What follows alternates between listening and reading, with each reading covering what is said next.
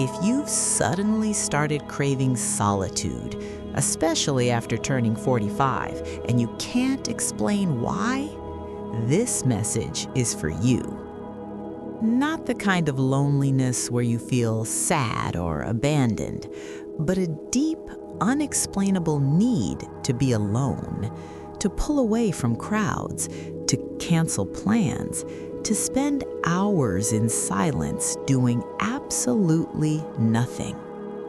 And you wonder, am I becoming antisocial? Am I depressed? What's wrong with me? Through 45 years of quantum hypnosis work, Dolores Cannon discovered something extraordinary. She found that this sudden craving for solitude isn't a personality flaw or a sign of depression. It's one of the most powerful symptoms that you're a chosen one, a volunteer soul going through light body activation. She called it sacred solitude. And if you're experiencing it after age 45, your energy field is being recalibrated for 5D frequency. Today, I'm going to reveal the 7 sacred reasons why chosen ones suddenly need to be alone and why this symptom only appears in souls advanced enough to anchor the new earth frequency. The first reason chosen ones crave solitude is energetic, not emotional. Something shifts in your body around age 45. Your energy field, what Dolores Cannon called your light body, begins a massive upgrade. And during this upgrade, you become hypersensitive to the energy around you. Suddenly, places you used to visit easily, grocery stores, shopping malls, family gatherings, feel overwhelming, not just mentally, but physically. You feel drained after being around people for too long, even people you love, even conversations that seem harmless. Your body starts to react to frequencies it once tolerated without issue. Dolores Cannon explained this in her sessions with volunteer souls. She discovered that as the light body activates, your nervous system becomes more refined. You're no longer tuned to absorb 3D energy unconsciously. You begin sensing things others don't notice. The stress in someone's voice, the heaviness in a room, the artificial lighting that suddenly gives you headaches, the background noise that feels like it's vibrating inside your skull. This isn't weakness. This isn't you becoming fragile. It's your energy field being purified for a higher purpose.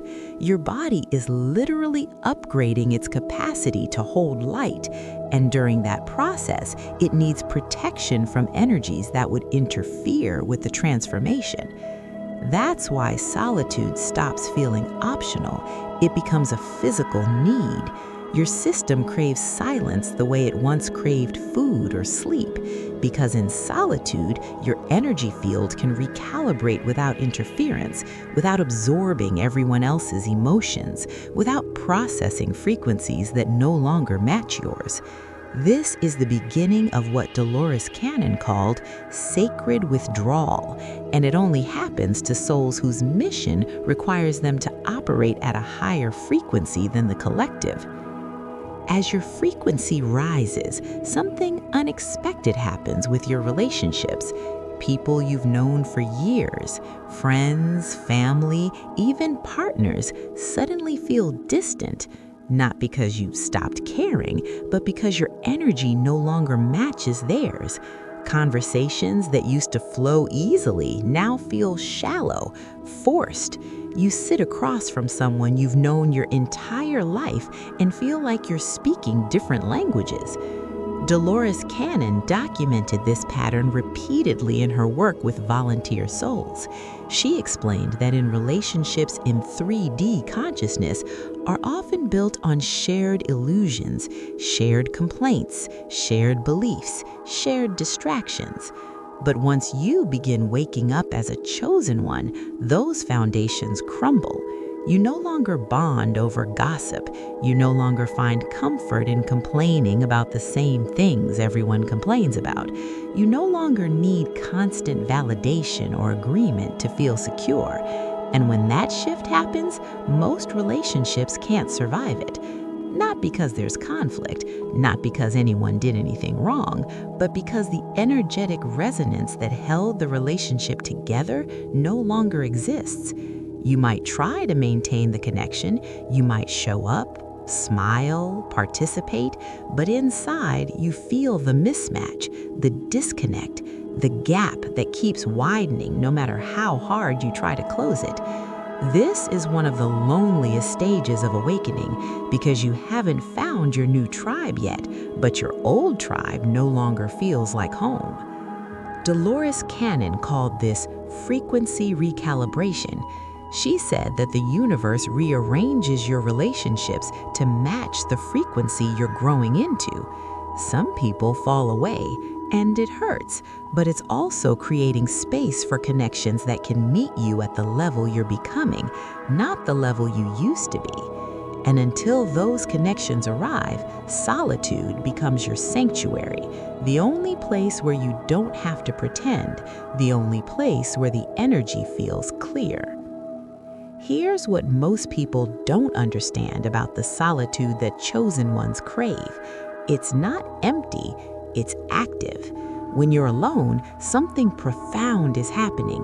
You're receiving what Dolores Cannon called downloads, transmissions of information, energy, and memory from higher dimensions.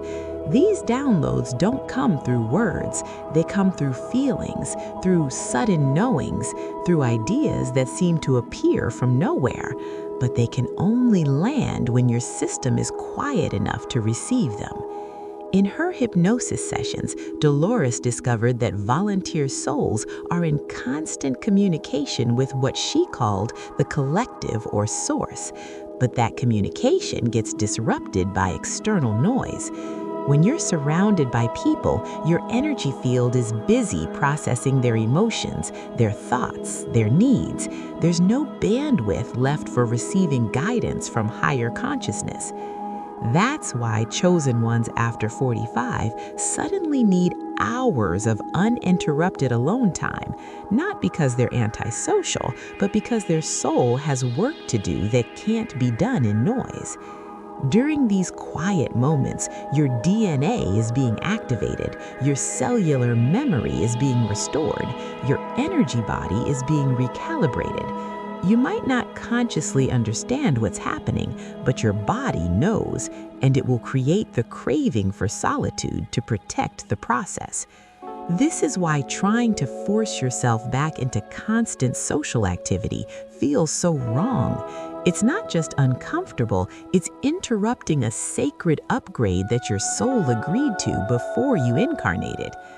Dolores said that many volunteer souls are what she called backroom people. They don't need to be on stage. They don't need constant interaction. Their real work happens in the quiet, in the stillness, in the spaces between the noise. And that work is more important than most people will ever know. One of the most confusing symptoms of this sacred solitude is how painful small talk becomes. Conversations that once felt normal, talking about the weather, weekend plans, what's on TV, suddenly feel exhausting, almost physically painful. You're not being judgmental, you're not thinking you're better than anyone, but something in your system rejects surface-level interaction. Dolores Cannon explained why this happens. She said that as your consciousness expands, your tolerance for what she called 3D conversation decreases dramatically. Your soul is operating at a frequency that craves depth, truth, and meaning. When you're forced into conversations that lack those qualities, your energy field literally contracts. It's not a mental reaction, it's an energetic one. You might find yourself standing in a group of people, smiling and nodding, but inside you feel like you're suffocating, like the words being spoken are taking up space that needs to be empty. This isn't social anxiety, this is frequency mismatch. Your soul knows that your energy is precious now, that your time is limited, that every interaction either nourishes your mission or drains it. And small talk, it drains. So your body creates an aversion to it, not to punish you, but to protect you, to guide you away from interactions that don't serve your evolution. This is one of the clearest signs that you're transitioning out of 3D consciousness and into something far more refined. As the craving for solitude deepens, something remarkable happens inside you. You stop needing other people to confirm your worth. For most of your life, you probably measured yourself through other people's eyes, their approval, their opinions, their validation. But after 45, as your light body activates, that need begins to dissolve. Dolores Cannon called this soul sovereignty. She found that volunteer souls eventually reach a point where external validation becomes irrelevant, not because they're arrogant, but because they've reconnected with their internal knowing. You begin to trust what you feel more than what others think. You stop seeking reassurance. You stop needing agreement. You stop performing for approval. And when that happens, most social interaction loses its appeal, because so much of human connection is built on mutual validation. You validate my choices, I validate yours. We agree on things to maintain harmony. We avoid difficult truths to keep everyone comfortable. But once you no longer need that exchange, the foundation of most relationships disappears. You're not trying to be difficult. You're not rejecting people. You've simply outgrown the need for their approval. And that creates a natural distance, because people can feel when you're no longer playing the game, when you're no longer seeking their permission to be yourself. Some find it unsettling, others find it admirable, but either way, it changes the dynamic completely. This is why solitude becomes so appealing, because it's the only space where you don't have to manage anyone's perception of you, where you can simply exist without performance. Dolores said this was one of the final stages before a volunteer soul fully steps into their mission, the stage where they stop seeking permission and start trusting their internal guidance completely. And that trust, it can only be built in solitude. Here's something Dolores Cannon rarely spoke about publicly, but documented extensively in her sessions. Chosen ones crave solitude because they're being prepared for a mission that requires emotional and energetic detachment. Not detachment in a cold way, but detachment from the need to be understood, liked, or accepted by the masses. She discovered that volunteer souls came to Earth with specific assignments, and many of those assignments involve holding a frequency that others can't yet access. That means you'll often walk a path that looks lonely from the outside. You'll make choices others don't understand. You'll prioritize things that seem strange or unnecessary to people still operating in 3D consciousness. And if you were still dependent on their approval, you'd never be able to do it. That's why this period of solitude is so important. It's training you to trust your inner guidance even when the outer world doesn't support it. It's teaching you to stand in your truth even when you're standing alone. Dolores said that many volunteer souls describe feeling like they're waiting for something. They can't name what it is yet, but they sense that this time of withdrawal is temporary, that it's preparation for something bigger. And she confirmed that yes, this solitude is sacred preparation. You're learning to hold your frequency without needing external reinforcement. You're developing the strength to walk your path even when no one else can see where it leads. Because soon, you won't just be walking it for yourself, you'll be walking it as an example for others who are just beginning to wake up. And that kind of mission requires a level of inner stability that can only be built in silence. The final reason chosen ones crave solitude after 45 has to do with soul memory. Dolores Cannon discovered something profound in her thousands of regression sessions. She found that many volunteer souls have incarnated on Earth multiple times during major planetary transitions.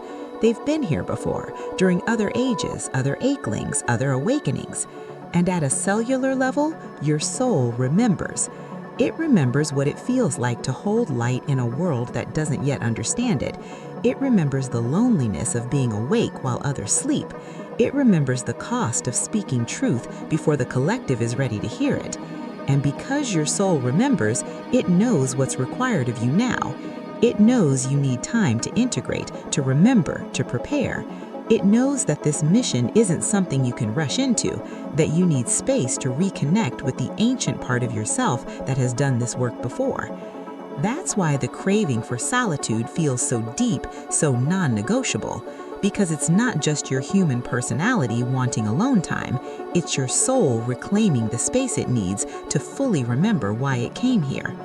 Dolores said around age 45, the veil between your human identity and your soul identity becomes thinner, the programming loosens, the memories start surfacing, and during that process, solitude isn't optional, it's required. Because you're not just becoming a new version of yourself, you're remembering an ancient version that's been here all along. And that remembering, it happens in the quiet, in the stillness, in the sacred aloneness that only chosen ones truly understand. If you've been experiencing this deep craving for solitude, especially after turning 45, I want you to hear this clearly. You are not broken, you are not antisocial, you are not depressed. You are going through what Dolores Cannon called sacred withdrawal, one of the most misunderstood symptoms of light body activation. This isn't loneliness, this is recalibration. Your energy field is being upgraded to 5D frequency. Your DNA is remembering its original divine blueprint. Your soul is preparing you for a mission that requires you to operate at a level most humans haven't accessed yet. And that preparation requires solitude. Dolores spent 45 years documenting this exact pattern in volunteer souls. She found that chosen ones always go through a period of withdrawal before they fully step into their purpose. It's not punishment, it's not isolation, it's integration. Your body is processing downloads from higher dimensions. Your nervous system is learning to hold more light. Your soul is remembering agreements it made before incarnating. And all of that requires space, silence, sacred aloneness. The people who don't understand will say you've changed, that you're distant, that you're not yourself anymore. But the truth is, you're becoming more yourself than you've ever been. You're shedding the masks, the performances, the need to fit in. And what's emerging is the authentic frequency of your soul, powerful, clear, and unshakable. This solitude won't last forever. Eventually, you'll find your tribe, the other chosen ones who have walked this same path, who understand the silence, who don't need you to explain. But right now, in this season of sacred withdrawal, your only job is to honor what your soul is asking for. Rest when you need to rest, say no when you need to say no, protect your energy like the precious resource it is, because you're not retreating from life, you're preparing to serve it at a frequency that will change everything. If this message found you today, your soul guided you here for confirmation.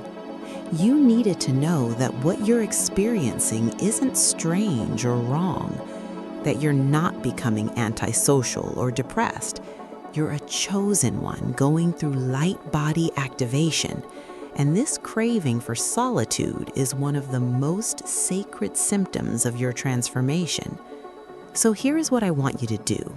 If this spoke to your soul, if you recognized yourself in this journey, comment below, "I honor my sacred solitude."